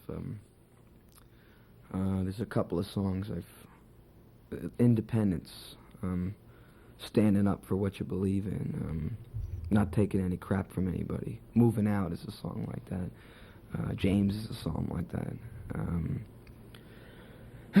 trying to think. That's a theme I keep going back to. It's an American ideal. I It's a think. nation of anarchists, let's be frank. It's what? A nation of anarchists, in a way. I mean, originally. Okay. Yeah. This country was founded on people who said, well, fuck this, I'm going out west and I'm gonna create my own law here in Tombstone or wherever I am. And Well, I'm not an anarchist. I mean, what does it mean? I mean, not an anarchist in the sense of blowing up, but you know what I mean. independence, freedom. Freedom is a thing that is constantly tested all the time. It's tested in the courts. It's tested in the press. It's tested in, I mean, Only the Good Die Young was banned on God knows how many stations because it was thought to be offensive to Catholics. And now you know what I mean when I say I get lumped in with every other kind of rock and roll cliche stupidity. When you go through an airport check-in security check, you're lumped in with every crazy terrorist idiot.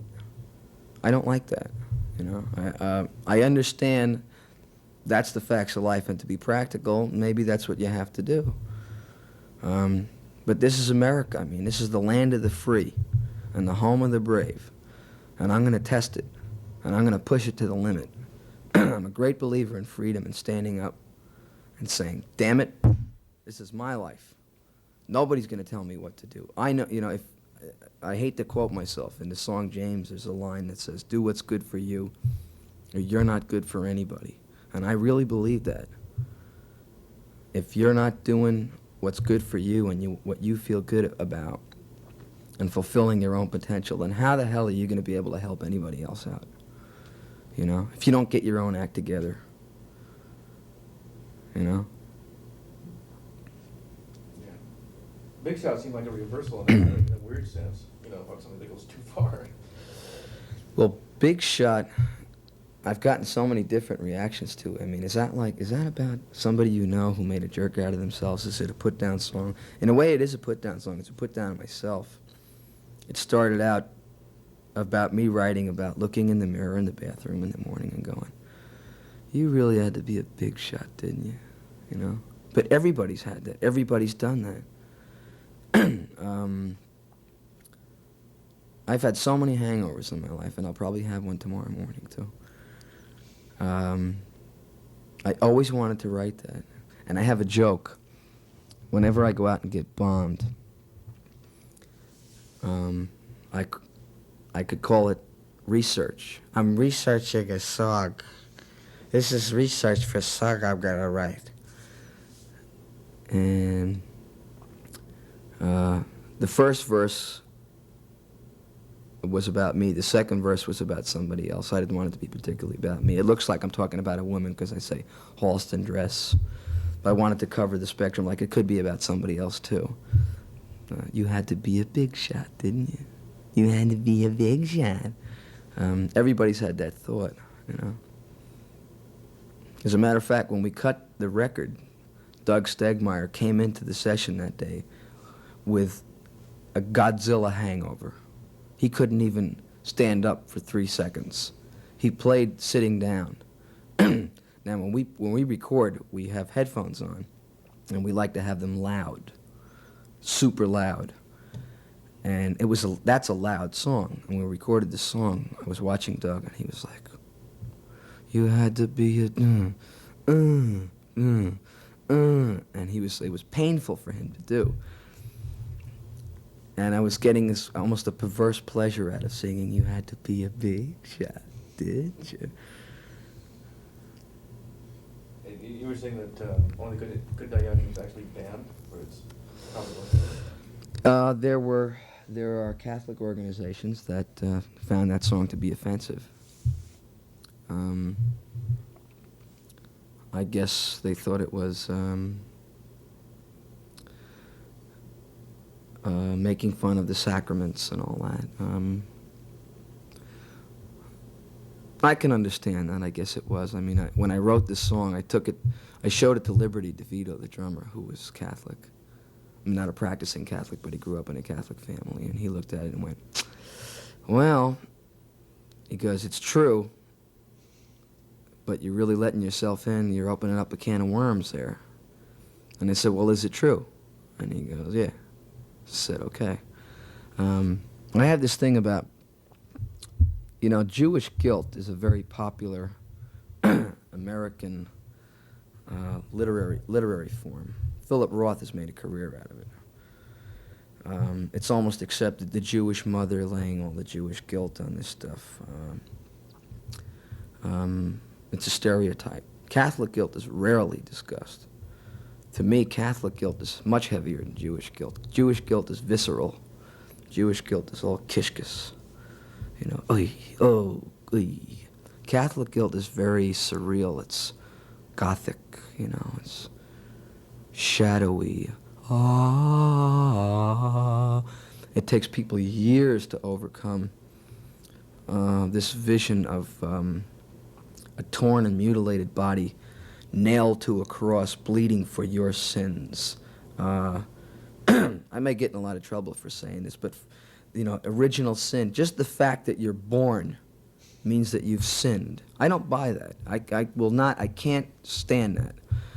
They lay it on kids.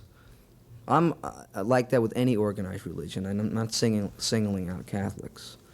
From the time you're a kid, when you're very impressionistic, if you go to a church, they lay this guilt trip on you, like everything that's natural about being human is sinful. And I don't buy that. I am a syndicalist. I am a student of Darwin.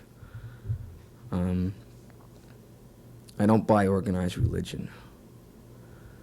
The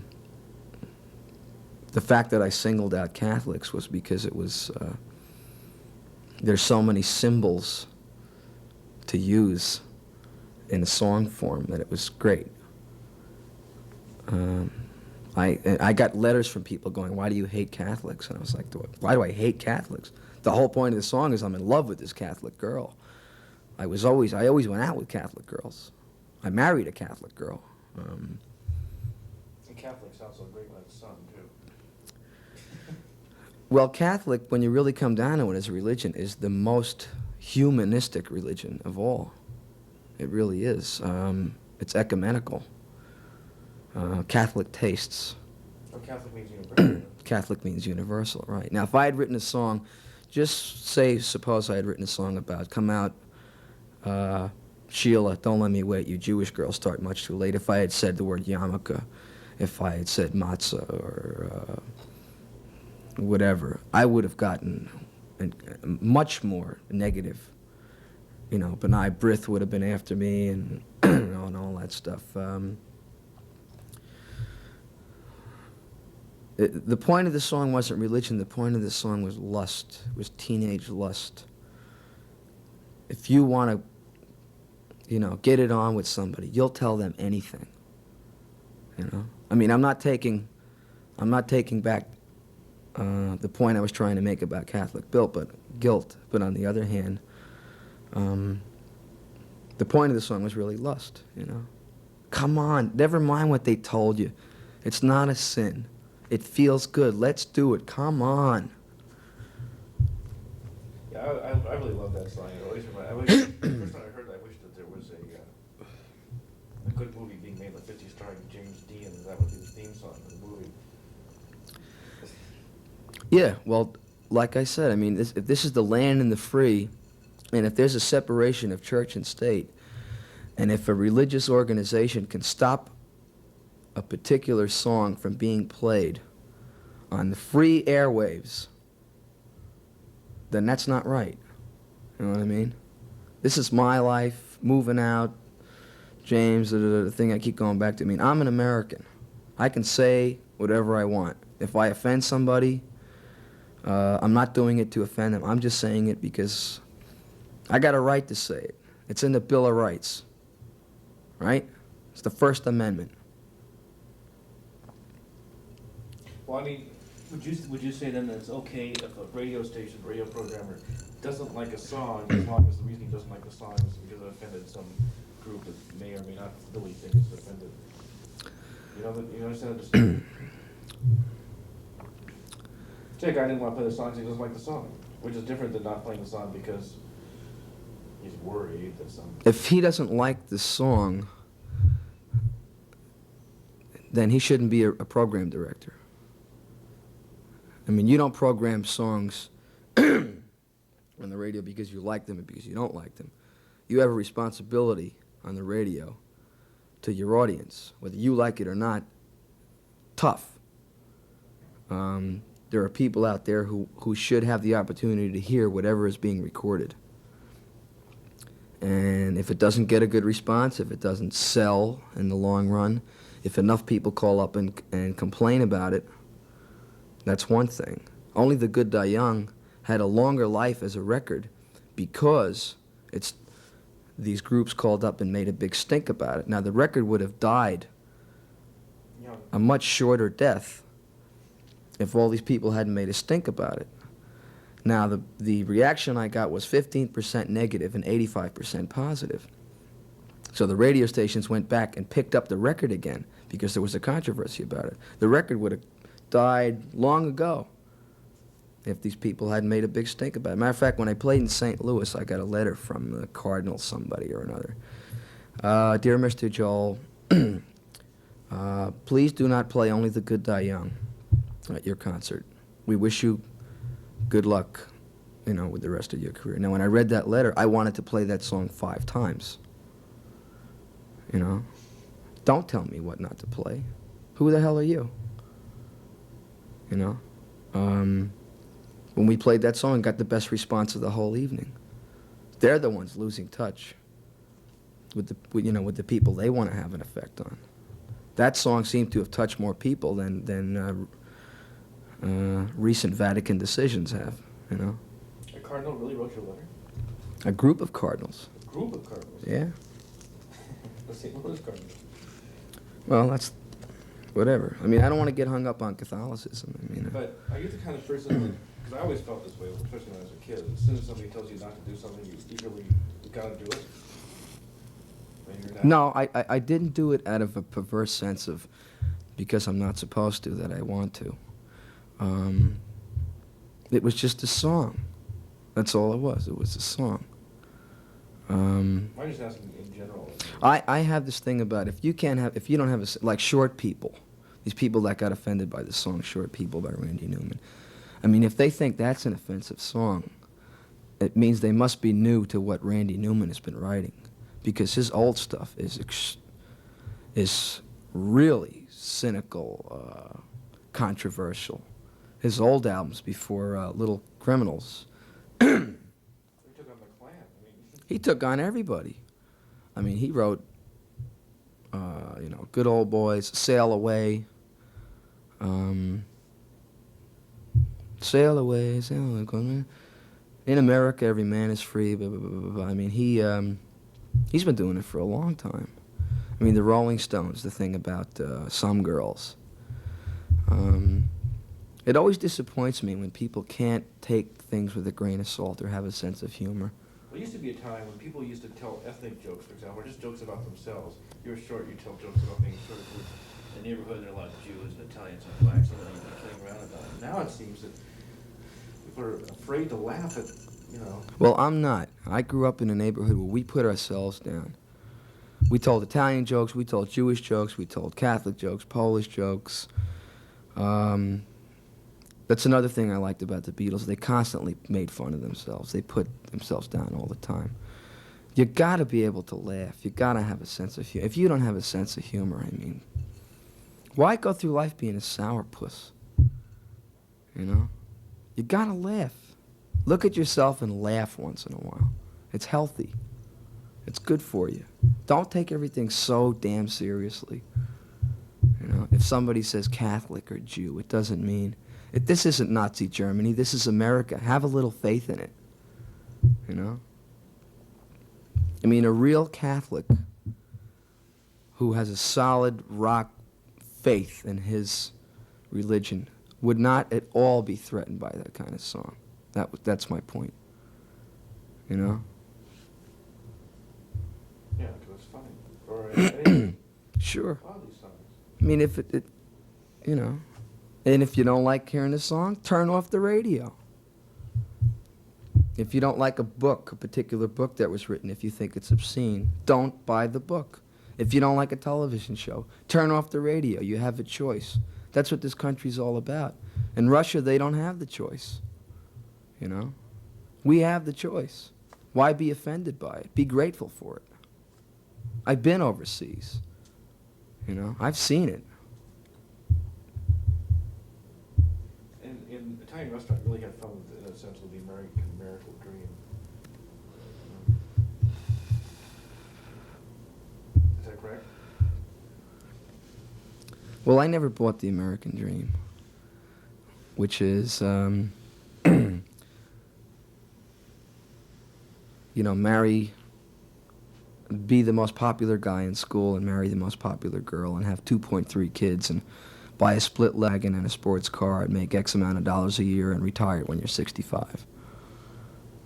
What, you know, I don't buy that. I never bought it. It started in the 60s, the self-awareness thing. Money is not the answer to everything. It's self-fulfillment. It goes back to, you know, in medieval times, there was a guy who was a carpenter, and he hung a sign outside his door with a hammer on it. Carpenter, craftsman, right? And he had apprentices, and there were journeymen. The whole point of it was to find out what your talent is and fulfill it and do it. Pay your bills. Look, if you want to be a professional millionaire, hey, then go after the big dollars. That's great. But don't let anybody shove it down your throat that that's what you're supposed to do. You know? Now, to an extent, you have to be practical. You have to make a certain amount of dollars. It's a capitalist society. Old people have a terrible time if they don't have money. It's terrible to be old in the system we live in because you're 65, you're turned out to pasture. You got Social Security, and if you're lucky, you got a pension. Old people right now are a minority. Now, how old are you? 32. Okay, I'm 29. When we're old, we're going to be the majority. We ain't going to take that garbage. No way. No way. We're not going to get pushed around. When I'm old, I'm going to be cool. I'm not going to let anybody push me around. I'm going to I'm not going to be turned out to pasture when I'm 65. I'm going to be doing what I'm doing till the day I kick off. I mean, And if you are, it's your own pasture. I don't want to retire. I want to work. I want to feel useful. I want to feel productive. It seems like when people pass 65, they just start to die. When you stop being productive, when you stop being useful. A lot of people have this incredible pressure on them. Well, you got to make it in your 20s and your 30s, because then after that, you know, it's going to be a real tough time and an uphill struggle, and you got to make all your money then. The song Vienna, that's what that's all about. Everybody's pushing you to, you know, cram all your productivity into your 20s or 30s, and I don't buy that at all. I think you live your whole life and you can be productive. There's a reason for being old. You're supposed to be wise when you're old. You're supposed to set an example for younger people. Asiatic cultures have that philosophy. You know, we've been brought up with the Pepsi generation. You know, youth, young, everything is youth and young oriented. I was lucky. My grandfather was an old man, but he was wise. I mean, he was a great guy. He was smart. He was an inspiration. Didn't give up. He didn't give up. He was bright, intelligent. He didn't take no crap from nobody. He fought till the last breath he took, and that's what I'm going to do. Yeah, but you know, people like Margaret Mead, I think it's interesting. She talked about this being the me generation. We're almost going too far into self-fulfillment. I agree with that, too. That's true. The problem is there's so much of your life that doesn't have anything to do with me or yourself, that you go through this shock thing when all of a sudden you realize, well, what about me? Now, if you're aware of it early on, then it becomes second nature. You don't have to go to EST. You don't have to go to analysts or psychologists. You don't have to take crash courses in all about me and the art of selfishness and all that stuff. I think that stuff's good. I mean, I'm really offended by that kind of stuff. I'm not offended by it. I think some people, they got to do. I mean, they've been programmed to do a certain thing, and all of a sudden there comes a day they got to turn around and find the est and go through that kind of thing. I'm lucky. I've had a pretty good sense of where I'm at or what I should be doing for a long time because my parents made me take piano lessons when I was 4 years old. And I got an insight into what my particular field was, what my talent was. I'm not hung up on myself. I don't sit around and think about myself all the time. The me generation, it's true. It is unhealthy to an extent to be that hung up on me. But if you've come to grips with it early on, if your parents have made it a priority for you to be aware of, what you should be doing. What happens with a lot of people is they go to school and then they go to college and they don't know why they're in college. They take a liberal arts course, whatever it is. And they get through college and they go, what am I going to do now? What should I do? And they hit that crisis. That's why that kind of thing happens. Maybe that pendulum has to swing to me really burlesque just for it to even itself out. And we have to go through that just to become whole people as a culture. Well, I think you do owe it to yourself to know what your potential is. What's your purpose on being here? I don't believe in afterlife or heaven or any of that stuff. I believe you're here. This is it. You're living. How can you further ennoble humanity? What can you add on this earth? And I'm not talking about being famous or a star or discovering a cure for cancer. I mean, say you have the potential to be the greatest garbage man in the world. That's great. I mean, there's a nobility in that, There's a talent to being a great garbage man. You don't dent the garbage cans, You don't leave orange rinds and coffee grinds on the guy's carport. You don't bang the cans at 4 o'clock in the morning and wake him up. You do a good job at that. That's good. The earlier you find out what your potential is and what you're supposed to do, the less you'll run into the hassle of the me syndrome. We should check tape. When we end up getting another reel. I don't want to keep you all night or anything, so if you're tired, let me know. Well, I can only talk about myself so much, and then I start to get real bored. I'm on a hot streak. You're doing real well. Do you want to just go through like a couple more minutes? Then? It's up to you. Whatever you want to do. I'm really enjoying it. It is interesting, all the adjuncts to rock and roll. They're doing all the interviews and things, talking about yourself being experts on having to be supposedly an expert on all sorts of other things that may, So it interests me sometimes, those kind of demands. Sometimes they seem unreasonable. Then it must be also fun to ego out on that or so. Well, I don't find myself particularly interesting. After 7, 8 years of talking about myself, you get to be Billy Joel'd out. A lot of people want to do interviews. I've cut down on the amount of interviews I do. Now, a lot of people take it that it means, well, now he thinks he's King Tut, like he doesn't have to. Now that he's a big star, he doesn't have to do interviews anymore, or he won't talk to the press or whatever it is.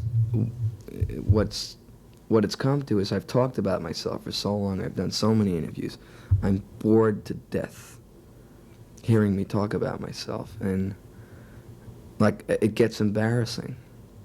It's hard to understand. I don't ego out on it. I do get a kick out of seeing my name in the paper. Sure, anybody would. But I mean, I'm not a philosopher. I'm not a Winston Churchill. I mean, I'm not a profound speaker. I'll go on and on and on.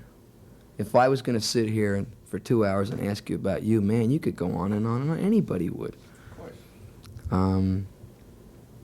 But I hear myself talking about me after a certain amount of time, and I get, just, oh, come on, man, shut up. Don't be a big shot. Right. But the thing is, if I'm going to do an interview, I'm going to do it. And I want to do it half-ass. I want to do it good. Like like if you ask me a question, there's some people who would go, no, I'm not going to talk about that. No, I refuse to talk about it. I can't comment on that at this point. If I'm going to do an interview, if I agree to do an interview, okay, let's go. Is there anything you would like to do other than music with your life? Or do you think this is it? 36 years before retirement. The only other thing I ever thought that intrigued me to do was acting. And not acting to be a movie star. There's certain movies I've seen where I wish I could have played a particular role. You ever see the movie Mean Streets? Yeah. I love that movie. I wanted to be in that movie. I wish I could have been in that movie because it hit home. It looked like it was fun to be in that movie. Or a war movie, with guns and helmets and charging around and getting dirty and jumping in the mud, and I think I'll be involved in music for the rest of my life, but if there's anything else besides music I do, I might be in a movie to do something. And not give up music to be a movie star, but just to try it, You'd rather backdoor it and not come in as another rock and roll star trying to be an actor? But I would not want to use rock and roll music thing to springboard into movie stardom, no. The only other thing that ever interested me as a career was being a teacher. I wanted to be a history teacher at one point. So I never graduated high school. The reason was I didn't go to school enough days.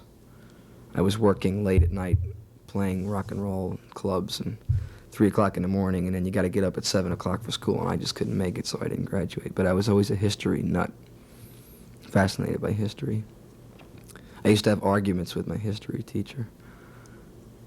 over like the meaning of a certain event? Not the meaning, just the way. I mean, they have a program that they have to get through to you, so you'll pass the regents or whatever it is, and certain things would get glossed over, like the Spanish Civil War. It was like one paragraph in the book, and I was like, hey, man, the Spanish Civil War, I mean, that was heavy. That's all we're gonna discuss about the Spanish Civil War? Well, that's all you have to know, the dates and da-da-da-da-da. And I was like, the point of learning history seemed to be in school just to memorize the dates and know a certain name, and then you'll pass the test. I mean, history is, you know, those, I don't know whose quote it was, those who have not learned the mistakes of history are doomed to repeat them, you know. It was always fascinating to me. Anthropology and paleontology were always fascinating to me too. Oh yeah? Yeah. That's become my new thing. Well, my grandfather was a paleontologist. He never made a decent living out of it, but he had an exhibit in the Museum of Natural History, and he gave me a great love for that whole subject. That's where I got into Darwin and all that. History, I think, it's one of my. I read a lot. I'm an avid reader. I love to read. History, or do you read a lot of fiction? Well, I like reading historical literature, but I read anything, actually. You know, if I finish a certain book and I'm in an airport and there's nothing to read, I'll just go over and pick up anything I can get my hands on. I read everything. Like I said, I grew up without a TV, so I read I read spray can labels, everything. signs of toothpaste. Right, toothpaste tubes. When I go to the bathroom, I gotta read, you know. Kleenex boxes. Anything, I'll read. I know the feeling. Have you ever thought about scoring pictures or Well, scoring, doing a whole movie score is a heavy number. I mean, it's orchestration's involved, and it's not just writing a song. You have to literally score, write, Well, I guess I'm really orchestral asking is, parts. are you toying with expanding beyond the popular song format into other? Eventually, I will.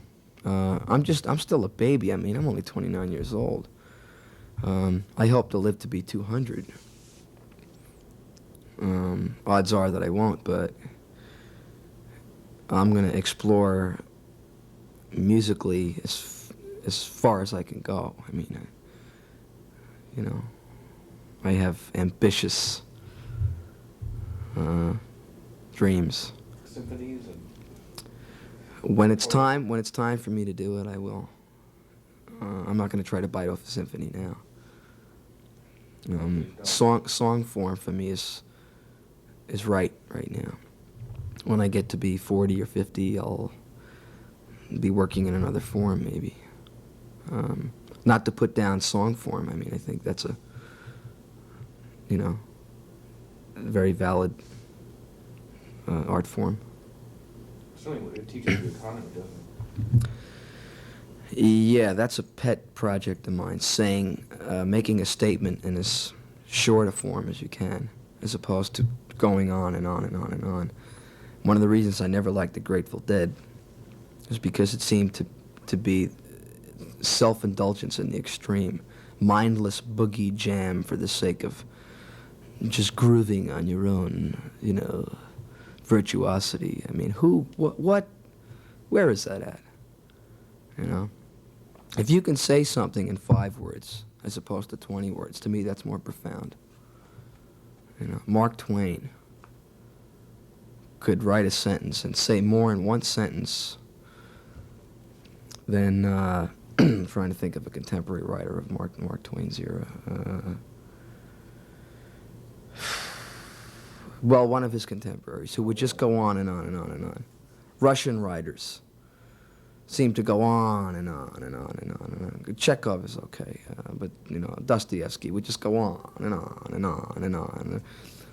Talking about the texture of the fog in the morning. I mean, that's nice, but all right, get to the point. Where's the bone? Give me the filet mignon already, will you? Yeah, E.B. White in a textbook, in this tiny little textbook on writing, said that had this one rule, which was great, it was so short, was avoid needless words. I agree with that. Now, there are people who write in a particular vein who use a lot of words, who use them well. Bob Dylan uses a lot of words, but I think he uses them well. Bruce Springsteen uses a lot of words, but he uses them well. I like the Paul Simon school. Efficiency. Chop it down. Self-edit all the time. So what you're doing is you're trying to evoke a lot of different feelings, I think, simultaneously from one line. Just to compact a lot of imagery. It's impressionism, right? It's, instead of detail, it's trying to have one word evoke an entire gamut of emotions, rather than detailing all the the whole scene. I think we had an interview that you had done where you point out as an example of that Simon's line about Joe DiMaggio. Right. Where have you gone, Joe DiMaggio? Nation turns its lonely eyes to you. I mean, wow, I got a lump in my throat from that. I mean, just in that one phrase, the images that conjures up, that's a talent. That is a real art form. And this has become a pet project for you then? It's not a project. I think it's always just been one of my things. I'd rather not go on and on. I'd rather state it and get out of the way. I hate top 40 records that what they call the hook. They pound the same thing over and over and over again. I like, say it once. If you have to say it twice, say it twice. If you say it 3 times, that's it. I got the point. Don't beat it into me. You know what I mean? Say it, get out. I hate, we were talking about solos before. Solos that go on and on and on without meaning. Everything has to have a meaning. It has to have efficiency, economy.